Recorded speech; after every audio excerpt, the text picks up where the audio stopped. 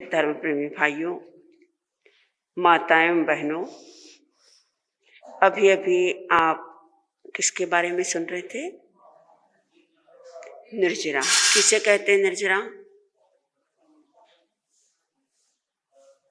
आपके मकान के अंदर कचरा एकत्रित हो गया, उस कचरे को साफ करना ये संवर है, और कचरे को बाहर जाकर जला देना ये क्या है? निर्जरा। मतलब पाप का बैलेंस, पुण्य का बैलेंस, जितनी आपने एफडियां की है आज तक, सारी एफडियां खत्म हो जाए, न पाप बचे न पुण्य बचे, उसका नाम क्या है? निर्जरा। पाप है तो भी मोक्ष नहीं है, और पुण्य है तो भी है मोक्ष। पुण्य है तो भी मोक्ष नहीं है, और पाप है तो भी मोक्ष नहीं है। आइए, आज हमारा एक अंतिम व्रत बचा है, उसको आज क्या कर लेते हैं? पूरा कर लेते हैं। कौन सा व्रत है? 12वां अतिथि समविभाग। मतलब अतिथि का क्या करो? बोलो। आधा समान विभाग करो। मैं एक बात पूछूं आपको, क्या आपका अतिथि समविभाग होता है?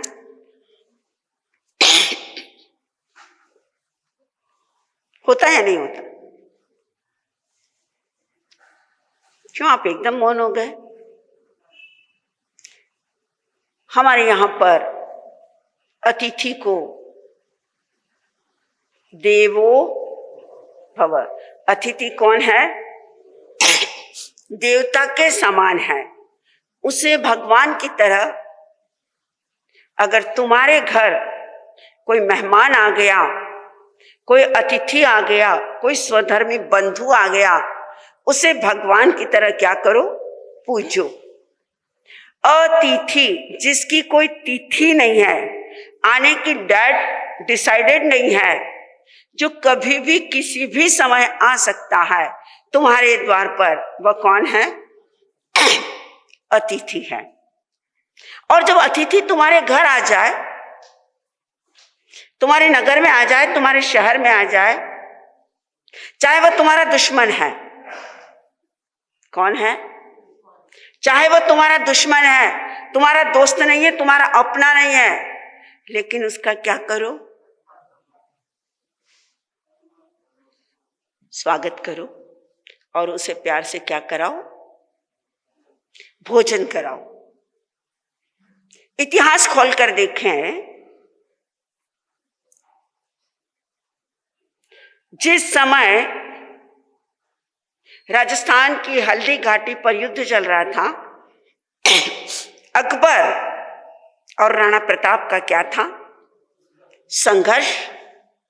कहा जाता है मेवाड़ी तलवार जिस समय चल रही थी, उस समय खूनों की क्या बह गई थी? नदियां बह गई थी। हल्दी घाटी, जहां की माटी का रंग पीला है, हल्दी की तरह है, वह हल्दी घाटी पूरी किससे रंग गई थी? इतिहास का जो सबसे बड़ा युद्ध माना जाता है,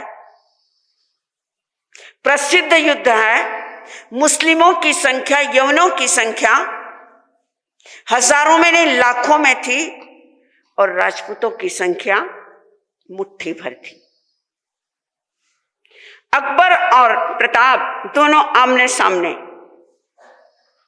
दोनों एक दूसरे के कट्टर शत्रु, दोनों एक दूसरे के खून के प्यासे, मरने और मारने को तैयार। ऐसे समय में अकबर को किसी ने कहा, ये भारतीय लोग हैं। क्या कहा? ये भारतीय लोग हैं, ये मेवाड़ी लोग हैं, ये राजस्थानी है। अगर इनके घर पर दुश्मन भी चला जाए, शत्रु भी चला जाए, तो ये कहते हैं घर आयो ने मां जायो। क्या कहावत है? घर अगर तुम्हारे कोई भी आ गया तो वह तुम्हारा कौन है? घर आयो ने मां जायो, मतलब वो तुम्हारा रिश्तेदार है, तुम्हारा अपना है। तुम उसे पराया मत मानो। अकबर सोचता है, चलो प्रताप की परीक्षा करके देखता हूं। क्या प्रताप मेरा स्वागत करता है? क्या प्रताप मुझे खाना खिलाएगा? या प्रताप मुझे खत्म करेगा? क्योंकि उसका भाला और उसकी तलवार शत्रु के लिए बनी है। जिस समय राणा प्रताप महलों में नहीं रहते थे, झोपड़ी में रहते थे, घास फूस की झोपड़ी के अंदर बैठे हुए हैं, उसी समय अपना वेश बदलकर अकबर किसके पास आया? सेना को लेकर नहीं आया, अकेला चलकर आया। राणा प्रताप की नजरें शत्रु और मित्र को क्या करती थी? पहचानती थी। अपने और परायों को भी जानती थी। पहचान गए आने वाला व्यक्ति कौन है? अकबर है, मेरा शत्रु है। और अकबर ने कहा मुझे क्या करना है? खाना खाना है, भोजन करना है, भूख लगी है। क्या करे? खाना खिला दे? बोलो। शत्रु है, उसके साथ सेना नहीं थी। म्यान से अगर तलवार निकालते तो राणा प्रताप एक पल के अंदर अकबर को क्या कर सकते थे? खत्म कर सकते थे, मिटा सकते थे, नष्ट कर सकते थे। नहीं नहीं, मेरा धर्म, मेरी संस्कृति, मेरे संस्कार मुझे यह नहीं कहता है। मेरे घर कोई चलकर आया, क्या मैं उसका अपमान कर दूं? क्या मैं उसे भूखा भेज दूं? क्या मैं उसे खाना नहीं खिलाऊं? क्या मैं उसे सम्मान नहीं दूं? क्या मैं उससे बात नहीं करूं? नहीं नहीं, यह तो गलत हो जाएगा। इतिहास के पन्नों में मेरा नाम काले अक्षरों से लिखा जाएगा। कौन बोला? प्रताप।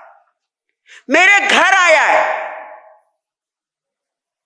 चाहे ये कोई भी हो, मुझे इसे बड़े प्यार के साथ क्या करना है? खाना खिलाना है। लाए पत्तल और दूना, वहां चांदी के बाजोट और सोने की थालियां नहीं थी, रत्नों के कटोरे भी नहीं थे।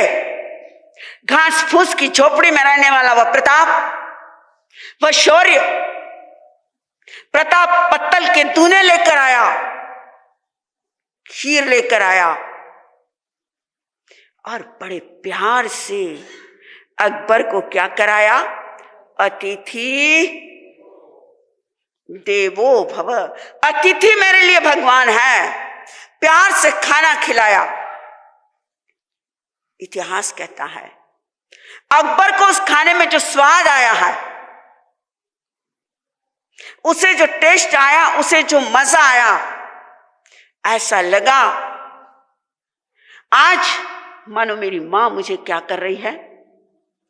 खाना खिला रही है। इतना प्यार। आप पूरे पकवान खाने में रख दो, लेकिन खिलाने में अगर प्यार नहीं है तो वह खाना खाना नहीं है, वह खाना जहर है। लेकिन प्यार से अगर जहर भी खिलाया जाए तो वह क्या बन जाता है? अमृत बन जाता है। प्यार और श्रद्धा से दिए हुए उड़द के बाकुले भी चंदना को बंधनों से क्या कर देती है? मुक्त कर देती है। प्यार से दिया हुआ सिर्फ गन्ने का रस श्रेयांश के मोक्ष का रिजर्वेशन करवा देता है। जो भी दो, जितना भी दो,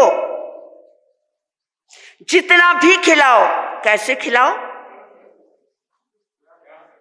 प्यार से खिलाओ। तुम्हारे घर में सूखी रोटी भी है, अगर चने भी है और सींग भी है, बादाम नहीं है, पिस्ता नहीं है, नो प्रॉब्लम। आने वाला तुमसे बादाम और पिस्ता नहीं मांग रहा है। सिर्फ तुम्हारी सूखी रोटी में भी अगर प्यार झलकता है तो अतिथि क्या करेगा? बोलो, प्यार से खाएगा। मुझे याद आता है एक बार की घटना, राजस्थान का चंबल की घाटियों के अंदर हम चल रहे थे। घटना है 1977 की। कौन से साल की घटना बता रही हूं? 1977 की। कोटा चतुर्मास के लिए जा रहे थे। गुरुवर्या के साथ पूरा साधियों का एक समूह था। लगभग हम 9 साधियां थी। अचानक गुरुनी मैया के मां का स्वास्थ्य खराब हुआ और हमें जंगल के बीच में एक फॉरेस्ट की चौकी पर रुकना पड़ा। कोटा वालों को समाचार दिए हम यहां पर रुके हुए हैं, जहां पर न कोई घर था, न कोई स्कूल था, न कोई उस जमाने में गाड़ियां साथ रहती थी, न ड्राइवर रहता था। एक साइकिल होती थी, साइकिल पर एक थैली होती थी और एक बंदा होता था। रियल फैक्ट बता रही हूं। आज जैसे 10, 15, 25 श्रावक हमारे साथ चलते हैं, जैन समाज में आज बहुत बड़ी क्या आई है? जागृति आई है, अवेयरनेस आया है। उस जमाने के अंदर कोई श्रावक भी साथ नहीं थे। 10-12 किलोमीटर पर जाकर जब रुक गए, आगे और 9-10 किलोमीटर चलना था। घाटी और स्थान, प्लेस और जगह ऐसी थी जहां शेर, चीते, रीछ, भालू, जंगली सुअर रोडों के ऊपर रात को आते हैं। और अगर रीछ किसी ट्रक के पीछे पड़ जाए तो ट्रक के टायर भी रीछ क्या कर देता था? फाड़ देता था। ऐसी विकट जगह, सोचना, एक बार विचार करना, जहां ऐसी विकट स्थान है, वहां पीने के लिए क्या नहीं मिलेगा? पानी भी नहीं, और खाना तो बहुत दूर की बात। आज जैसा मौका और आज जैसा समय नहीं था, और आज जैसी सुविधाएं भी थी नहीं, और मिल भी जाती ऐसी सुविधाएं तो उसे हम क्या नहीं करते थे? स्वीकार नहीं करते थे। बहुत ईमानदारी से बोल रही हूं। आज आप जैसे श्रावक, आप जैसे भक्त जंगल के अंदर भी सारी सुविधाएं उपलब्ध करते हैं, चाहे वह गोचरी है, चाहे पानी है, चाहे जो है, और हम उसे क्या करते हैं? स्वीकार करते हैं। लेकिन वह जमाना, वह युग मैंने अपनी आंखों से देखा है। गोचरी तो बहुत दूर की बात, चाय दूध तो बहुत दूर की बात, पानी भी सामने लाया हुआ क्या नहीं करते थे? नहीं लेते थे। रुक गए उस जंगल के अंदर, न पीने को पानी है, न खाने को गोचरी है, कुछ भी नहीं है, लेकिन पेट पेट है, भूख भूख है। क्या लगती है? प्यास भी लगती है, भूख भी लगती है, और एक लंबा सफर पहाड़ियों का पार करके आए हैं। लेकिन गुरुवर्या, कोटा संघ भी आया, लोग भी आए, महाराज साहब कुछ ले लो। मेरी उम्र उस समय 13 साल की थी। महाराज साहब छोटे महाराज के लिए भी ले लो। नहीं। करीब घड़ी के अंदर जिस समय 3 बजी होगी, एक ऊंट चराने वाला व्यक्ति अपने ऊंटों के झुंड को लेकर आया, मार्ग से गुजर रहा। राजस्थान में एक खासियत है, एक नॉन जैन पर्सन भी अगर आ जाएगा और जैन गुरुओं को देखेगा तो वह क्या करेगा? प्रणाम करेगा, वंदन करेगा। एक भक्ति, एक श्रद्धा है, और एक पता है कि जैन के गुरु कैसे होते हैं। जेनियों का त्याग कैसा होता है। आया, प्रणाम किया, वंदन किया, और वो बाबा कहता है, महाराज आप इस जंगल में रुके हो, थानी जीवन री व्यवस्था वी के नहीं वी? क्या पूछा उसने? तुम्हारे भोजन की, तुम्हारे खाने की व्यवस्था हुई या नहीं हुई? हमारे एक साथी जी ने जवाब दिया, जंगल के अंदर व्यवस्था कैसे होगी बाबा? चालो मारे घरे चालो, मैं तुमको दही, छाछ, दूध और सोगरा मैं क्या कर दूंगा, तुम्हें दे दूंगा। बाकी कुछ मेरे पास अवेलेबल नहीं है, लेकिन दूध है, दही है, छाछ है और रोटा है, सोगरा है मक्की की। भूखा क्या नहीं करता। उसने कहा मेरा घर यहां से 1.5 किलोमीटर है और पहाड़ी मार्ग से जाना पड़ेगा। हमारे 2 साध्वी जी तैयार हुए, क्योंकि आहार कैसा था? निर्दोष था, निमित्त वाला नहीं था, सहज रूप से उपलब्ध होने वाला था और आधा कर्मी भी नहीं था। उठे 2 साध्वी जी और गए उस बाबा के घर पर। उसने बड़े भाव से, बड़ी श्रद्धा से, बड़ी भक्ति से, बड़ी आस्था से क्या बहराया? दूध, दही, छाछ, घर का बनाया हुआ घी और सोगरे, मक्की के, जवार और बाजरे के नहीं। राजस्थान है, मक्की के सोगरे और उसके ऊपर घी लेकर आए। सुबह से किसी ने क्या नहीं पिया था? पानी भी नहीं, चाय नहीं, दूध नहीं, नाश्ता नहीं, ब्रेकफास्ट नहीं, नौकारसी नहीं, दोपहर की गोचरी नहीं। जब वह गर्मा गर्म दूध और वह सोगरे जब खाने को मिले, सोचो उसमें स्वाद कैसा होगा।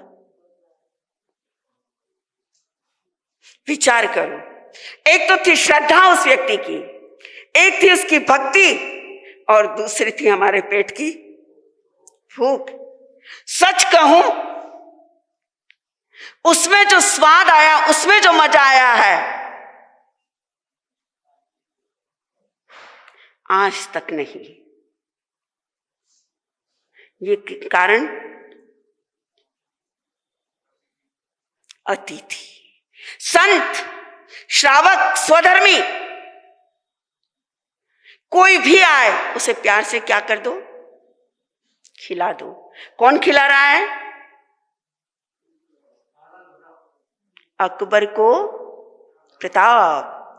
अकबर उठते समय कहता है, जब झोपड़ी से बाहर निकला, प्रताप क्या तुमने मुझे पहचाना? कौन बोला? अकबर। प्रताप क्या तुमने मुझे पहचाना? राणा प्रताप कहता है, जहांपना बादशाह, तुम किसी भी वेश में आ जाओ, तुम भेष बदल सकते हो, तुम्हारी सूरत, तुम्हारा चेहरा, तुम्हारा व्यक्तित्व तुम क्या नहीं कर सकते? बदल नहीं सकते। जहांपना मैं तुम्हें पहचान गया हूं कि तुम अकबर हो, लेकिन मेरा धर्म ये नहीं कहता कि मेरे घर अगर कोई आया है और मैं उसका क्या कर दूं? अपमान कर दूं, मैं उसके साथ शत्रुता निकालूं। Is wrong. नहीं, तुम मेरे एक दोस्त हो। अकबर प्रताप से गले मिलता है। उस समय भी अगर प्रताप चाहते तो पीठ के अंदर क्या भोग सकते थे? अरे छुरा भोग सकते थे। नहीं, लड़ने के लिए मैदान है, लड़ने के लिए रण क्षेत्र है। ये मेरा घर, ये रण नहीं है, ये कुरुक्षेत्र का मैदान नहीं है, ये तो मेरा मित्र है। उस अकबर को रवाना किया। अकबर कहता है, भारत वालों से, देशवासियों से और मेवाड़ियों से मैंने सीखा है कि शत्रु भी अगर आ जाए तो वो मित्र जैसा क्या करते हैं? व्यवहार करते हैं। ऐसी इतिहास की एक नहीं हजारों घटनाएं हैं कि जब आपके घर पर अतिथि आ जाए तो उसका क्या करो? वेलकम करो।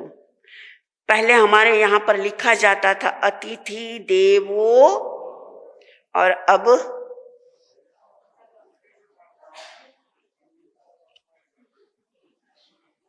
गई भैंस पानी में। मैंने नहीं कहा, कुत्रापासून अगर आप कहीं गए तो आपका स्वागत पहले ही कौन कर लेगा? डोगी,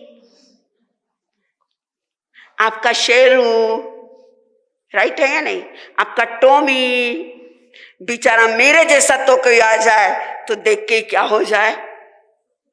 हाँ, चला जाए। नहीं, भोजन करने का भी एक समय है मेरे भाइयों। आज आप भोजन कितनी बजे करते हो? बोलो, 2 बजे, 2:30 बजे, 3 बजे। क्या उस समय आप थाली पर बैठकर आप विचार करोगे कि मेरे घर पर कोई स्वधर्मी आए, मेरे घर पर गुरु आए, मेरे घर पर संत आए, मैं उन्हें पहले बहराऊं, मैं पहले उन्हें खिलाऊं और बाद में मैं भोजन करूं? यहां इतने श्रावक और इतने श्राविकाएं बैठी हुई है।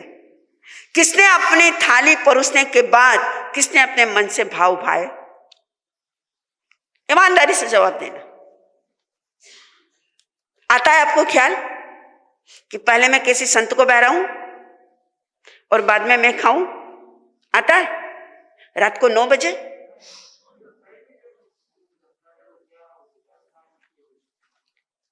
ये तो चौमासे में करते होंगे ना, पूरा साल भर। एक मनोज और बाकी बोलो, भाव कब भाया आपने? कोई आया आपके घर बिना समय? मेहमान तुम्हारे घर आ सकते हैं, तुम्हारे रिश्तेदार, तुम्हारे भाई भतीजे, काका, ननन, भुजाई, देरानी, जेठानी, दुनिया के रिश्तेदार आ सकते हैं। लेकिन स्वधर्मी जिस दिन आ गया उस दिन तुम सच्चे श्रावक हो। कौन आ जाए? स्वधर्मी। स्वधर्मी की सेवा क्या होती है? स्वधर्मी के साथ तुम्हारा रिश्ता क्या होता है? स्वधर्मी का मायना क्या होता है? घटना है 1-2 साल पहले की, अहमदाबाद की।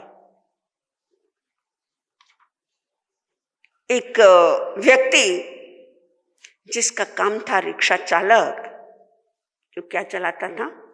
Auto rickshaw. वह व्यक्ति प्रवचन के समय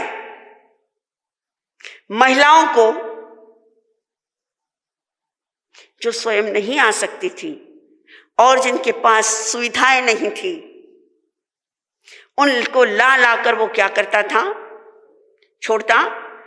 एक प्रवचन के समय में करीब 5 से 7 चक्कर किसके होते थे? उस ऑटो वाले के।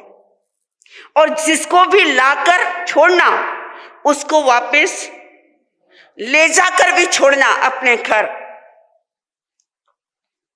जगह कुछ ऐसी थी कि जहां पर रास्ते पर आने वाला auto, rickshaw, cycle, tempo, car, हर कुछ क्या आता था?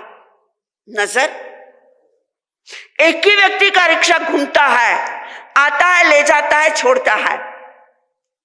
अगर समय बच गया 5 मिनट का तो प्रवचन में पीछे कोने पर आकर बैठता है, प्रवचन सुनता है 5 मिनट और पुनः क्या होता है? चला जाता है। कभी उस बंदे ने आगे आने की कोशिश भी नहीं की। कभी ना नाम, ना पता, ना कुछ, अपना आया और गया। एक दिन ऐसा लगा ये ऑटो वाला किसी का ठहराया हुआ है शायद, या ये जो प्रवचन में ला रहा है, ले जा रहा है, छोड़ रहा है, तो इसको अच्छी सी क्या हो रही है? इनकम। प्रवचन के पिछले छोर पर बैठा हुआ था, उसे आवाज लगाया, भैया जरा यहां ना। वंदन किया तिखुत्ता के पाठ से। भैया क्या आपको तिखुत्ता भी आता है? क्या पूछ लिया? क्या आपको तिखुत्ता नौकार मंत्र आता है? हाँ गुरुदेव। तो बंदे ने जवाब दिया, महाराज मुझे तिखुत्ता और नौकार आएगा क्योंकि मैं कौन हूं? जैन। अच्छा, आप जैन हैं, आप रिक्शा चला रहे हैं और आप इन सारे प्रवचन में आने वालों को लाते हैं और छोड़ते हैं। बहुत धन्यवाद है आपको। चलो, आपको इसमस क्या हो जाती है? इनकम। तब वो बंदा जवाब देता है, महाराज मेरे पास इतनी शक्ति नहीं है, मेरे पास इतनी ताकत नहीं है, मेरे पास इतनी कैपेसिटी नहीं है, मैं इतना मजबूत नहीं हूं कि मैं यहां पर आकर कोई दान दूं, हजारों का, लाखों का, या मैं कोई भवन बनवाऊं, या मैं कोई रसोई चलाऊं, या मैं किचन चलाऊं, या मैं लंगर चलाऊं। Not capable. मैं बहुत कमजोर परिस्थिति वाला हूं। मैं धर्म कौन सा करूं, यही मुझे प्रॉब्लम है। तो मैंने सोचा जो प्रवचन में आते हैं, जो जिनवाणी सुनते हैं, जो सत्कर्म करते हैं, उन्हें फ्री में लाना और फ्री में छोड़ना। मैं कुछ नहीं कर सकता हूं, तो परमात्मा ने मुझे एक ऑटो रिक्शा दिया है, चलाने का हुनर दिया है। मैं इन सारे प्रवचन में आने वालों को फ्री में लाता हूं और फ्री में क्या करता हूं? छोड़ता हूं। मैं और कुछ भी स्वधर्मी की सेवा नहीं कर सकता हूं, तो मैं इतनी तो क्या कर लूं? सेवा कर लूं। ये बात जब उस व्यक्ति के मुंह से सुनी, उस व्यक्ति की आंखों में आंसू थे। और किसकी आंख में आंसू थे? अरे ऐसे जन भी हैं, ऐसे श्रावक भी हैं, ऐसे स्वधर्मी सेवा भी है। लाजवाब ऐसे श्रावकों का मुंह पर नाम लेते हुए हमें भी क्या होता है? अरे गर्व होता है, फक्र होता है। ऐसी स्वधर्मी सेवा अगर कोई कर ले, पैसा नहीं, आप किसी भी दृष्टि से स्वधर्मी की क्या कर सकते हैं? सेवा कर सकते। एक बात तो मुझे बीड़ वालों की बहुत अच्छी लगी, बाकी बातों की बात नहीं करूंगी मैं, लेकिन एक बात बीड़ वालों की बहुत अच्छी लगी। अभी तक जो मैंने देखा है प्रैक्टिकली, सामने की बात कर रही हूं, यहां जो आपकी क्या चलता है, आप चौका कहते हो, आप भोजनशाला कहते हो, ये तो प्रसादी है। भोजन गृह तो तुम्हारा होता है, स्थानिकों के अंदर क्या नहीं होता है? भोजनशाला नहीं, यह तो एक गौतम प्रसादी है। हमारे गुरुओं ने, हमारे आचार्यों ने इसका नाम क्या दिया है? गौतम प्रसादी, स्वधर्मी वात्सल्य। और यहां पर जो अतिथियों की मैंने सेवा देखी, स्वधर्मियों की सेवा देखी, थैंक्स। मैं उसके लिए आपका तहे दिल से क्या करती हूं? अभिनंदन करती हूं, स्वागत करती हूं। ऐसी स्वधर्मी की मिसाल इज ए गुड। जिस परिवार की ओर से जब लिया जाता है मौका, वह परिवार तीनों टाइम अपनी जिम्मेदारी बड़े प्यार से, बड़े हंसते, बड़े मुस्कुराते हुए क्या करते हैं? अदा करते हैं। बहुत अच्छा लगा, चाहे वह बागमार जी हो, चाहे गुरु गणेश पंच परमेष्टि ग्रुप हो, और चाहे अभी हमारे वर्तमान में कौन हो, ओस्तवाल जी हो। अभी तक जिनका देखा है उनका तो क्या है, बहुत अच्छा। लेकिन किसे याद कर ले? रुक्मणी मंगल कहां तक पहुंचा है? बोलो। मां शिखावती ने जब हां कर दी, यस कर दिया, कुएं में मैं क्या पड़ गई? बोलो। भांग होता है ऐसा। बेटा अगर गलत रास्ते जा रहा हो तो मां उसे क्या कर सकती है? सही रास्ते ला सकती है। लेकिन ऐसा भी देखा है, बेटा गलत रास्ते जा रहा है तो मां उसके अंदर और क्या करती है? आग के अंदर घी डालने का काम करती है। ऐसा मैंने भी प्रैक्टिकली अपने लाइफ में भी देखा है और कथा के अंदर भी यही बात आई है। जब माँ और बेटे को एक होते हुए देखा तो राजा समझदार था। राजा ने सोचा अब बहस करने से क्या नहीं है, कोई फायदा नहीं है। जब माँ और बेटे एक हैं तो सारी जिम्मेदारी किस पर छोड़ दी जाए? उनके ऊपर तुम्हें जचे जो करो, तुम जानो तुम्हारा काम जाने। ऐसे सोचकर राजा भीम सोचता है ठीक है। नृप बोला सुन लो सब कुछ अब तुम जानो, सहमत न असहमत इसमें मुझको मानो। तुम दोनों हो यश अपयश के अधिकारी, सब सुनो रुक्मणी मंगल मंगलकारी। मन वांछित पाते पुण्यवान नर नारी, सब सुनो रुक्मणी मंगल मंगलकारी। रुक्मेन मन में पश्चाताप न पाया, फल इसका क्या निकलेगा बाप न पाया। कुल लाज शर्म भी मानो गई बिसारी, सब सुनो रुक्मणी मंगल मंगलकारी। मन वांछित पाते पुण्यवान नर नारी, सब सुनो रुक्मणी मंगल मंगलकारी। अब नृप कहता है सुनो, मेरी न सहमति है और न मेरी क्या नहीं है, असहमति भी नहीं है। तुम जानो ये रुक्मणी तुम्हारा अपना चुनाव, तुम्हारी अपनी चॉइस। तुम्हें जैसा करना है क्या कर सकते हो, वैसा कर सकते हो। जब पिता की ओर से रिप्लाई मिला तो रुक्मैये का रुबाब क्या हो गया, बढ़ गया। ओहो देखो मेरी बात का आखिर पिताजी भी क्या नहीं कर सके, विरोध नहीं कर सके, किसी में हिम्मत भी नहीं थी। जमाना अब किसका आया है, बोलो भीड़ वालों। जमाना अब वृद्धों का बीत गया, अब किसका आया है, नवयुवकों का। कौन बोला, मैं नहीं, कौन बोल रहा है, रुक्मैया बोल रहा है। जमाना अब नवयुवकों का आया है। अरे कब तक ये बुढ़े लोग अपनी बागडोर संभाल कर बैठेंगे? अब तो जो करना है हम करेंगे और अच्छा करेंगे।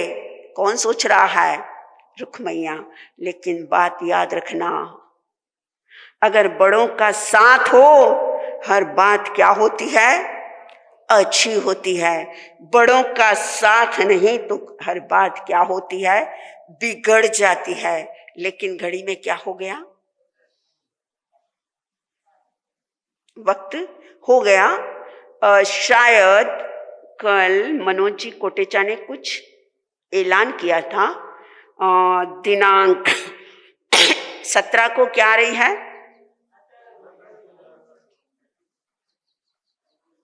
मनाओगे तुम, मनाओगे? बोलो गुरु आनंद के भक्तों, लगता है कि आप में जोश है? बोलो सच बोलना। काली पेपरों पर प्लान करने से तुमने क्या नहीं मना ली, जयंती।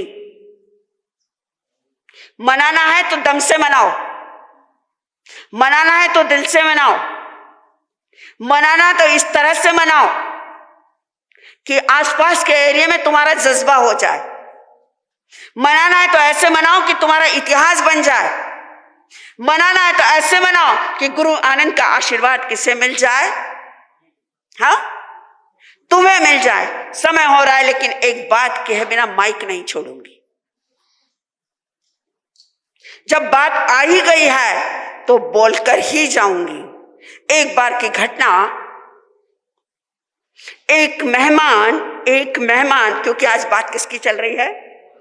मेहमान की। एक मेहमान एक महिला के घर, एक वृद्धा के घर भोजन करने पहुंच गया। पहले के जमाने में तो कोई भी अचानक किसके लिए आ जाता था, क्योंकि घर के द्वार कैसे रहते थे। और आज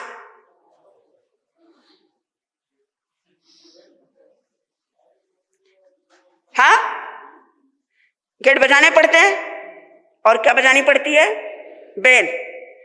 गोयज्ञचर्या का पाठ अगर किसी को आता है, उघाड़ कवाड़ उघाड़ नाए, दरवाजा खोलकर गोचरी भी अलाउड नहीं है, तो बेचारा मेहमान तो भाग ही जाएगा। लेकिन बेचारी बुढ़िया का गेट क्या था? खुला था। मेहमान चला गया और बोला, माँ जी क्या करने आया हूं? भोजन करने। महिला बहुत चतुर थी, शायद भीड़ जैसी नहीं थी, ऐसी नहीं थी, बहुत होशियार, बहुत दक्ष और बहुत क्या था उसके पास? दिमाग। वह बोलती है अंदर से महिला, पामणो वे वीरो तो कर दूं दाल रो सीरो। क्या कहा उसने? मेहमान अगर रिश्ते में मेरा भाई है तो मैं उसके लिए क्या बना दूं? गर्मा गर्म घी में तरमा तरम क्या बना दूं? दाल का हलवा। मेहमान ने क्या नहीं दिया? जवाब नहीं दिया। मेहमान किसके जैसा था? किसके जैसा था? मेरे जैसा। चाहे तुम कुछ भी कर लो, लेकिन कहां आऊंगी मैं? तो मैंने नहीं बोला। मेहमान ने जवाब नहीं दिया तो अंदर से वो महिला बोलती है, पामणो वे साड़ू तो कर दूं मूंगरी दाल रा लाड़ू। क्या बोला? अगर मेहमान रिश्ते में अगर साड़ू है तो मैं क्या कर दूं? हाँ, मूंग की दाल के लड्डू कर दूं। मेहमान फिर भी मेरे जैसा था। किसके जैसा था? मेरे जैसा था। फिर भी उसने क्या नहीं दिया? जवाब नहीं दिया। अब अंदर से महिला ने क्या पूछा? पामणो बैठो खाट पर, पामणो बैठो खाट पर कर दूं मैं मक्की री घाट। मेवाड़ की थी वह महिला। क्या बोली? पामणा मेहमान किस पर बैठा है? खटिया के ऊपर। मैं क्या कर दूं? मक्की की घाट। मेहमान ने भी सोचा हद हो गई। दाल का सीरा, दाल के सीरे से लड्डू और लड्डू से हाँ क्या घाट? कौन सी? मक्की की। मेहमान सोचता है वाह कमाल की है ये तो महिला। वह बोला, ध्यान से सुनना और बेड़ वालों कान खोल कर सुनना। कान में अगर कुछ रुई हुई हो तो निकाल देना। मनवारा मांडी घणी मांडी खींचा तान, मनवारा मांडी घणी मांडी खींचा तान, राबड़ी सु नीचे उतरे तो थाने परमेश्वर रियाण। कौन बोला? मेहमान बोला, अरे इतनी मनवार, दाल का हलवा, लड्डू और राबड़ी से नीचे उतरे तो है अम्मा तुझे किसकी आन है? किसकी? भगवान की। मनवारा मांडी घणी मांडी खींचा तान। भीड़ वालों, मनवारा मांडी घणी मांडी खींचा तान, आयम बिलसु नीचे उतरो तो थाने परमेश्वर रियाण। कम से कम हर घर के अंदर आयम बिल हो जाए, हर घर के अंदर आनंद महोत्सव का एक बैनर लग जाए, हर घर पर गुरु आनंद की जयनाद लग जाए और हर घर वाला यहां पर उपस्थित हो जाए। दिल से एक आवाज निकले, जय आनंद आनंद गाए जा, जय आनंद आनंद गाए जा, चरणों में शीश झुकाए जा, जय आनंद आनंद गाए जा। बोलिए आचार्य सम्राट आनंद ऋषि जी महाराज की